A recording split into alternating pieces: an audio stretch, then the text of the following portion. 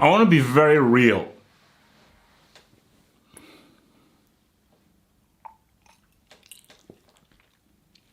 Last time we were here on official duty was the cataclysmic 2018 World Cup. I got insulted, I got abused, I got called a traitor, fake Nigerian, loser, sellout, Oibo boy, all sorts of stuff, because I came out and I was being brutally honest, That's not going to change. That's not going to change. I am not a guy who has his head in the clouds. I'm a realist. And I grew up in Nigeria. I understand the footballing standards in Nigeria. I grew up with the 94 to 98 team, which has to be one of the most talented footballing sides in history. That's just me being objective. So I'm going France. I got standards, baby. I got standards. And I think once you make those standards and those levels, I'm sorry, man, I'm always going to hold it out benchmark on those standards. Ain't no halfway house here. So, going into this, I watched Egypt, albeit first game, building through. There are a lot of teams to come through. I want to see what DR Congo are doing. I definitely want to see what Senegal are doing. I want to see what Morocco are doing. Let's see what that Ghana can get their act together as well. I'm very interested in Ivory Coast. There are lots of very, very interesting teams that I am extremely looking forward to. But when Nigeria are concerned, going up against Burundi. And I don't think it would be beyond the realm to say that the minimum requirement in this game is 3 points. But before we even delve into the game per se, what's the team? What is the lineup? I have talked a lot about the issue of favoritism within Nigeria. I've talked about the NFA, NFF interfering with the national team. I've talked a lot about things not being a meritocracy. I've talked a lot about these themes. There is talent in this Nigerian side. If Nigeria pick the right team and they play the right way, they win this competition. Because I believe in the abilities of some of these players. So people who say, I'm only coming in negative and everything, there's your positivity. I believe in Chukwueze. I believe in Iwobi. I believe in Oshime. I believe in Oyekuru. I believe in this. I believe in these players. Where is Omero these days? Just want to throw that out there. I believe in these players, and but the question is that first of all, will they play? Second of all, what is the approach? Keshi understood what Nigerian football was about because he was a player and he on Nigeria.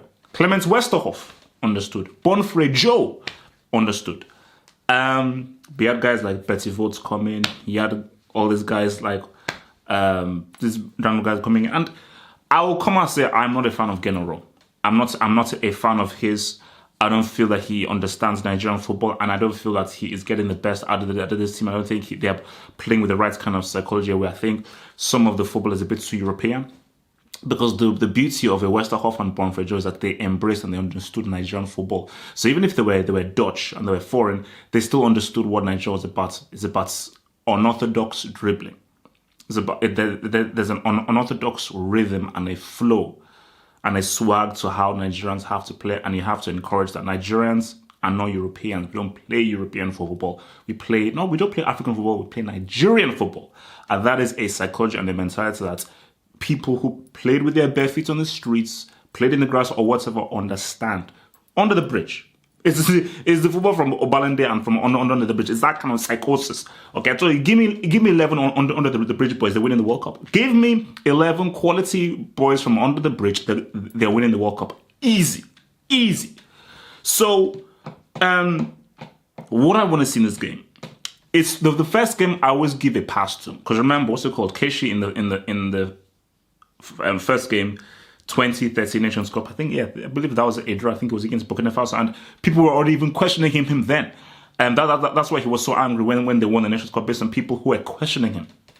So I give us a pass, But So the key thing is just get the 3 points. Get the win. Performance, we can work with that. But another thing is, who's the team going to be? I don't have anything personal against Igalo. The guy, I'm sure he's a nice guy. I've seen him on Instagram and everything. He seems like a nice guy. So when I say stuff about him, it's of course not personal. It's never personal. Why should it be? No, as Nigerians, we have to come together and love each other. So it's not personal. But I, as a football analyst, as a born-and-bred Nigerian, it is my duty to be brutally honest. I would not be doing my duty of like, oh no, I can't criticize this guy too much because we have to always.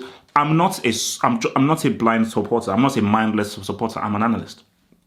First and foremost, I'm a football analyst, and as a football analyst, you have to cut through the BS and just tell the harsh truth. No matter how hard it may be, you couldn't tell the harsh truth. Igalo shouldn't be starting. He shouldn't be starting based on his performances at the World Cup now. I don't care what he did in the qualifications. This is a chance to give the next generation a go through. Oyekuru should be the starting striker. He should be given the green light to be like, you know what? Let's go with the next new generation. I'm watching Japan in the Copa America, albeit they're doing it because they want to gain experience for the 2020 Olympics, which was hosted in Tokyo. But I'm looking at that young Japanese team and I'm like, why? These guys are quality. Yes, they took some bumps and lumps against Chile and against Uruguay, but this will only make them get better. And the only way that a young team can get better is play against men. You'll get beat up, you'll get destroyed. It's going to be tough. It's going to be a harsh, but you learn from it. So come next tournament, you're better. So come 4 or 5 years time, boom, we're ready to roll. So this is the tournament to try the youth because it's not a case of like, oh my gosh, we have such great senior players that we could win. No, Nigeria don't have quality senior players. They don't. Although I keep talking about Ndidi is key. Ndidi is arguably. See, Ndidi is probably the best, most mature, assured senior player in the team. Whereas for me, I think that Chokeze is the bright spark. I think Chokeze is a superstar of the team. Like every team has a star. They have that kind of that beacon of light. And Chokeze is that beacon of light. He is that superstar that I think people should be really rooting for and going towards. So, but Ndidi, I think he is the midfield stalwart. Basically, he's like the Sunday Olise of the team. He's the Sunday Olise of the team. Although I think he may have a much wider skill set, both of what he does offensively in midfield and in defense as well. So so in this, what's the lineup going to be? That's just all I want to say. So I think with regards to Burundi, for me, man, I was watching that Zimbabwe-Egypt game. If Zimbabwe made better decisions in the final third, a bit more composed, they get a draw. They get a draw. Like, so Egypt's just about got that 1-0. I know it's an opening game and it's normally nervous, especially if you're a team on the home side, but it wasn't smooth sailing for the Egyptians. So I think for Burundi, if they can keep themselves in the game, defensively strong, and keep it at 0-0 for 20 minutes, 25 minutes, 30 minutes, then they can pounce. So it's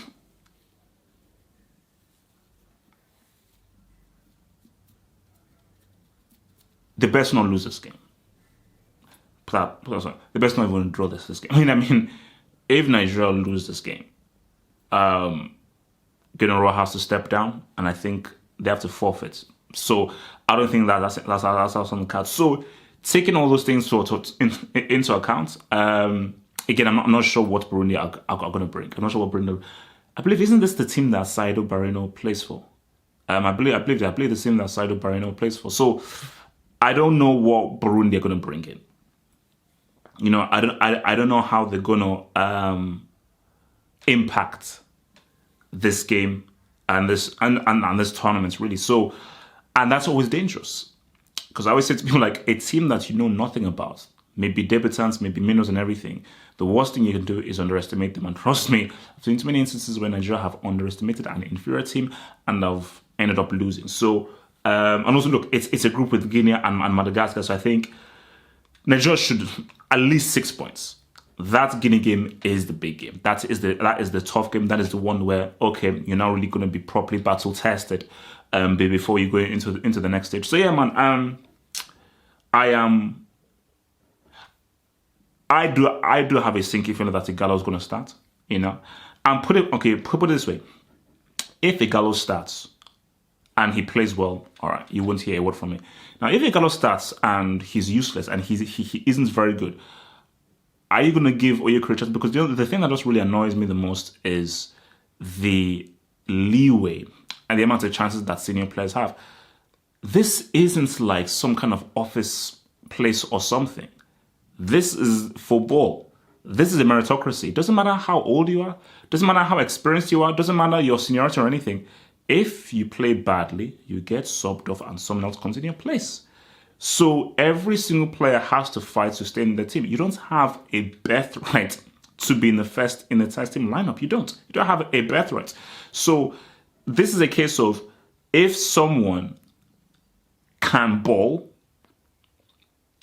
and the person in the place isn't balling, that person who can ball, bring him on. So I'll be angry. I'll be really angry if Oyekuru doesn't get game time, substantial game time, because this is a striker who is far more mobile, can get into a through ball, is sharper, is direct, and that kind of mobility as a striker, I think, can perhaps suit what Nigeria can bring. If you're not bringing in a Chukwueze, you're bringing in an Iwobi, and Nigeria can actually play a quick, faster game and can really counter-attack, and there's nice flowing moves there. So these are all things to take into account. So, but